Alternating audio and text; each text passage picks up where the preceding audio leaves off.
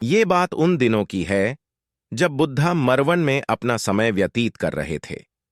इस समय तक बुद्धि की प्रसिद्धि दूर दूर तक फैल चुकी थी। बहुत दूर दूर से लोग अपनी चिंताओं और परेशानियों का समाधान खोजने के पास आते थे। ऐसे ही एक दिन जब बुद्धा मरवन में अपने शिष्यों को प्रवचन दे रहे थे, तो एक अधेड़ उम्र का व्यक्ति अपने 2021 वर्ष के पुत्र को अपने साथ लिए बुद्धि की तरफ चला आ रहा था। जब यह प्रवचन स्थल के पास पहुंच गए, तो एक नजर उन पर डाली और इशारे से बैठने के लिए कहा। जब प्रवचन समाप्त हो गया और सभी लोग वहां से चले गए, तो बुद्ध ने उस व्यक्ति को अपने पास बुलाया और बैठने के लिए कहा। वहां चारों तरफ हरियाली छाई हुई थी। मौसम बहुत सुहाना था और तरह तरह के पक्षियों की आवाजें गूंज रही थीं। ऐसा नजारा देखकर उस व्यक्ति को अंदर से असीम शांति महसूस हो रही थी। इसके बाद बुद्ध ने उस व्यक्ति से आने का कारण पूछा, तो इस पर व्यक्ति ने कहा, यह तथागर, मैं 2 दिन की लंबी यात्रा करके अपने पुत्र को आपसे मिलवाने लाया हूं। ये मेरा इकलौता पुत्र है और ये हर समय थका थका रहता है। ऐसा लगता है जैसे इसके अंदर कोई जान ही नहीं है, कोई प्राणी नहीं है। इसका स्वभाव भी काफी चिड़चिड़ा हो गया है। अगर हम इससे कुछ भी कहते हैं तो यह हमारी छोटी छोटी बातों पर गुस्सा हो जाता है। इसके देखने की क्षमता भी उम्र से पहले ही कमजोर हो गई है और इसके बाल भी सफेद पड़ने लगे हैं। इतनी कम उम्र में इतनी बड़ी उम्र का लगना, मुझे तो कुछ समझ नहीं आ रहा। किसके साथ हो? क्या रहा है तथागर? मैं अपने पुत्र के स्वास्थ्य को लेकर बहुत चिंतित हूं। जब मैं अपने पुत्र को वैद्य जी के पास लेकर गया तो उन्होंने कुछ औषधि दी और कहा, अपने पुत्र को तनाव कम लेने के लिए कहो। वो अपने दिमाग में बहुत अधिक तनाव लेता है, इसलिए उसकी ऐसी हालत हो गई है। लेकिन मुझे उनके बहुत समझाने के बाद भी तनाव का मतलब समझ नहीं आया। मुझे नहीं पता कि तनाव होता क्या है, ये किन कारणों से आता है और उसे कैसे अपने पुत्र के दिमाग से निकालूं। लेकिन मुझे सबसे पहले तो ये समझना है कि तनाव होता क्या है। इसीलिए तथागत मैं आपके पास आया हूं। कृपया आप मेरी समस्या का समाधान कीजिए। यह सुन बुद्ध उसके पुत्र को बड़े ध्यान से देखते हैं। उसके चेहरे को देखते हैं, उसकी आंखों को देखते हैं और फिर उसके हाथों की नब्ज को भी देखते हैं। ये सारी विधि करने के पश्चात बुद्ध उस व्यक्ति से कहते हैं, तनाव लेना तो कोई नहीं चाहता, लेकिन फिर भी यह तनाव लोगों के दिमाग को दीमक की तरह पकड़ लेता है और व्यक्ति जान भी नहीं पाता कि वह तनाव में जी रहा है। लेकिन अगर व्यक्ति तनाव के कारणों को अच्छे से समझ लेता है और तनाव के बारे में कोई ऐसा पैमाना बना लेता है जिससे वह जान सकें कि वह कितने तनाव में है, तो वह इस समस्या का समाधान भी खोज सकता है। सबसे पहले तो तुम ये समझो कि तनाव होता क्या है। जब भी कोई व्यक्ति कोई काम कर रहा होता है, लेकिन उसका मन कहीं दूर भटक रहा होता है, कल्पनाओं में होता है, तो उसके शरीर और मन के बीच एक दूरी पैदा हो जाती है। यह दूरी जितनी अधिक होगी, व्यक्ति उतनी ही ज्यादा बेहोशी की अवस्था में होता है और शरीर व मन के बीच की इसी दूरी, इसी खिंचाव को तनाव कहा जाता है। आखिर कोई पसंदीदा खेल खेलने के बाद व्यक्ति चुस्ती और प्रसन्नता से क्यों भर जाता है, जबकि उसने तो अपने शरीर को थकाया है। लेकिन समझने वाली बात यह है कि खेलते समय मन और शरीर एक साथ पूरी तरह से उस खेल में केंद्रित होते हैं, जिससे शरीर और मन के बीच दूरी पैदा नहीं होती और कोई तनाव पैदा नहीं होता। और अगर दिमाग में कोई तनाव था भी तो वो भी दूर हो जाता है। लेकिन इसके विपरीत, जब हम कोई ऐसा काम करते हैं जो हमें पसंद नहीं है, तो हमारा ससुर तो उस काम को कर रहा होता है, लेकिन हमारा मन कहीं दूर कल्पनाओं में भटक रहा होता है, जिससे शरीर और मन के बीच एक दूरी पैदा हो गई और तनाव ने जन्म ले लिया। इसीलिए व्यक्ति को एक समय पर सिर्फ एक ही काम करना चाहिए और अपने तन और मन की सारी शक्ति उसी एक काम पर लगा देनी चाहिए, जिससे व्यक्ति के अंदर तनाव पैदा ही ना हो। इसके बाद बुद्ध ने कहा, तनाव पैदा होने के मुख्य 8 कारण होते हैं और जिसने इन कारणों को समझ लिया, वो जीवन भर तनाव मुक्त रह सकता है। मुख्य कारणों में सबसे पहला कारण है अति महत्वाकांक्षी होना। महत्वाकांक्षी होना अच्छी बात है, लेकिन क्या कभी आपने इस बात पर ध्यान दिया है कि इंसान के लक्ष्य कभी पूरी ही नहीं होते?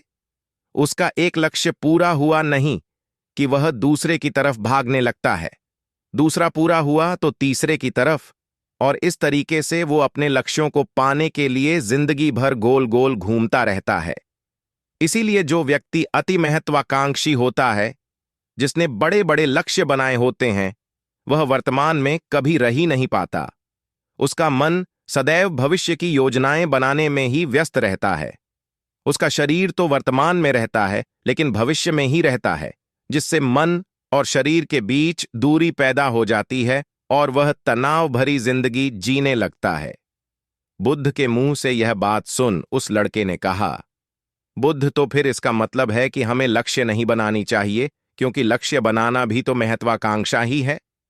इस पर बुद्ध ने कहा, जीवन में लक्ष्य बनाना कोई गलत बात नहीं है, लेकिन समस्या तब उत्पन्न होती है जब वो अपना पूरा ध्यान उस लक्ष्य से मिलने वाले परिणाम पर ही लगा देते हैं और उसके परिणाम की चिंता करते रहते हैं। व्यक्ति को वर्तमान में जीना आना चाहिए। आप लक्ष्य बनाइए और उस लक्ष्य की प्राप्ति के लिए कड़ी मेहनत करिए, लेकिन साथ ही साथ आपको इस बात का भी ज्ञान होना चाहिए कि आप अभी वर्तमान में जी रहे हैं और वर्तमान ही सत्य है। बुद्ध ने आगे कहा, तनाव का दूसरा सबसे बड़ा कारण है ईर्ष्या। जब व्यक्ति ईर्ष्या और जलन से भर जाता है तो उसका मन अंदर से सड़ने लगता है। ईर्ष्या एक आंतरिक घाव है। आंतरिक घाव यानी मन का घाव। व्यक्ति के शरीर का घाव तो भर सकता है। इसीलिए व्यक्ति को दूसरे की खुशी और तरक्की से कभी ईर्ष्या नहीं करनी चाहिए, क्योंकि तनाव का कारण है। इसके बाद बुद्ध ने तनाव का अगला कारण बताते हुए कहा कि आरुषिपूर्ण काम करने से भी मन में तनाव पैदा होता है। जो काम करना हमें पसंद ही नहीं है, जिसका मेन हमारी रुचि ही नहीं है, उस काम में हमारा मन लग ही नहीं पाएगा। हमारा शरीर तो वही बैठा रहेगा, लेकिन हमारा मन कल्पनाओं की उड़ान भरेगा, जिससे शरीर और मन के बीच दूरी पैदा हो जाती है और व्यक्ति तनावग्रस्त हो जाता है। इसीलिए इंसान को हमेशा अपनी रुचि के अनुसार ही कार्य करनी चाहिए। अगर व्यक्ति ने यह पता कर लिया कि उसे कौन सा काम करना पसंद है और वो उसी काम को अपने जीवन का लक्ष्य बना लेता है, तो फिर वो काम उसके लिए काम नहीं, बल्कि खेल बन जाता है। फिर बुद्ध ने कहा, तनाव का चौथा कारण होता है किसी दूसरे से अच्छा रखना।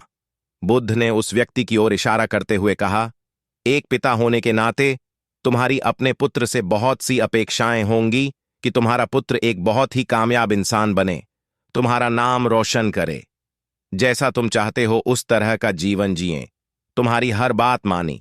लेकिन क्या आज तक कभी किसी की सारी अपेक्षाएं पूरी हुई है?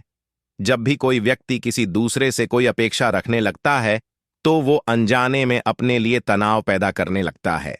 जरा सोचो कि अगर तुम्हारा बेटा तुम्हारे अनुसार काम नहीं कर रहा और वो नहीं बन पा रहा जो तुम उसे बनाना चाहते हो, तो निश्चित रूप से तुम्हारे दिमाग को तनाव पकड़ लेगा।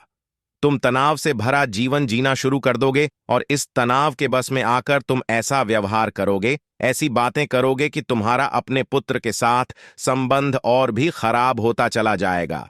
इसीलिए व्यक्ति को जितना हो सके उतनी कम अपेक्षाएं दूसरों से रखनी चाहिए, और अगर पूरी तरह से तनाव मुक्त रहना है तो दूसरों से अपेक्षा रखना ही बंद कर दो। इसके बाद बूथ ने कहा कि शारीरिक कष्ट भी इंसान के तनाव का एक कारण होता है। जब व्यक्ति किसी शारीरिक पीड़ा से गुजर रहा होता है तो उसका पूरा ध्यान बस अपने उस शारीरिक दर्द पर होता है और वो पूरे दिन बस उसी के बारे में सोचता रहता है, जिससे उसका मन दुख के विचारों से भर जाता है और ऐसी स्थिति में व्यक्ति तनावग्रस्त रहने लगता है। ये सुन उस व्यक्ति ने कहा कि हे बुद्ध, शारीरिक दुख तो किसी भी व्यक्ति को हो सकता है, तो फिर क्या हुआ? व्यक्ति जीवन भर तनाव में ही जिएगा। इसका जवाब देते हुए बुद्ध ने कहा कि इंसान को यह बात समझनी चाहिए कि हमारा जीवन दुखों का आधार है। जैसे जैसे हमारा जीवन आगे बढ़ता है, इसमें दुख आते हैं, बीमारियां आती हैं और फिर अंत में मृत्यु भी आती है। तो बीमारियां इंसान के जीवन का अभिन्न अंग है, कोई इनसे बच नहीं सकता। बस किसी किसी के जीवन में ये समय से पहले आ जाती है तो किसी के बाद में पढ़ाती सबको है। जब इंसान का मन इस बात को अच्छे से समझ लेगा तो फिर वह अपनी बीमारी के बारे में सोच सोच कर ज्यादा तनाव नहीं लेगा, क्योंकि यह हमारे जीवन का अभिन्न हिस्सा है और इसके लिए व्यक्ति को शारीरिक रूप से भी अभ्यास करते रहना चाहिए। अपने जीवन में व्यायाम और स्वस्थ जीवन शैली को भी जगह देनी चाहिए, ताकि उसका शरीर लंबे समय तक निरोगी रहकर सही से काम कर सकें। तनाव का अगला कारण होता है अपनी योजनाओं को समझने के लिए समय न देना। कुछ लोगों के दिमाग में कोई विचार आया नहीं है कि वो बिना सोचे समझे उस पर काम करना शुरू कर देते हैं, और जब उस काम में उन्हें असफलता मिलती है तो वह तनाव से भर जाते हैं, क्योंकि उन्होंने उस काम को शुरू करने से पहले उसके बारे में पूरी जानकारी इकट्ठा नहीं की थी। इंसान को कोई भी काम शुरू करने से पहले उसके अच्छे और बुरे परिणामों के बारे में ठीक से सोच विचार कर लेना चाहिए। इंसान को इस बारे में भी सोच लेना चाहिए कि अगर ये योजना सफल नहीं हुई तो फिर इसके बाद मैं क्या करूंगा। इसलिए व्यक्ति को अपनी योजनाओं को ठीक से समझने के लिए पूरा समय देना चाहिए, ताकि बाद में उस योजना की वजह से तनाव पैदा ना हो। तनाव का सातवां सबसे बड़ा कारण होता है टाल मटोल करना, आज के काम को कल पर टालना। आप लोगों ने ये कहावत तो सुनी होगी कि आलसी इंसान के शरीर का सबसे बड़ा शत्रु है। इंसान आलस्य की वजह से आज के काम को कल के लिए टाल देता है और फिर काम को टालना उसकी आदत बन जाती है। काम को कल पर टालने वाले व्यक्ति का काम कभी भी समय पर पूरा नहीं हो पाता, और अगर किसी तरह से पूरा हो भी जाता है तो वह उतना अच्छा नहीं हो पाता जितना अच्छा उसे किया जा सकता था, और फिर यह बात व्यक्ति के अंदर तनाव पैदा करती है। लेकिन काम को टालना या काम को एकदम अंत समय पर करना एक आदत है, इसीलिए व्यक्ति ना चाहते हुए भी बार बार अपनी इस आदत का शिकार बन जाता है और काम को टालता रहता है, और फिर जब काम की समय सीमा पास आ जाती है तो वह तनाव से भरकर काम को पूरा करने का प्रयास करता है। इसीलिए तनाव मुक्त रहने के लिए व्यक्ति को काम को टालने की आदत छोड़नी पड़ेगी, और यह तभी संभव है जब व्यक्ति काम को समय से पहले खत्म करने का निश्चय करें। सबसे आखिरी और सबसे प्रमुख कारण जो तनाव का होता है वो है ज्यादा सोचना। लगातार सोचते रहना भी एक बीमारी है, और यह उस व्यक्ति में सबसे ज्यादा पाई जाती है जो कपोल कल्पनाएं करता है, जो अतीत की घटनाओं और भविष्य की बातों के बारे में सोचता रहता है, जो बेवजह के अनुमान लगाता रहता है। इसीलिए व्यक्ति को ज्यादा सोचने की आदत पर लगाम लगाना चाहिए।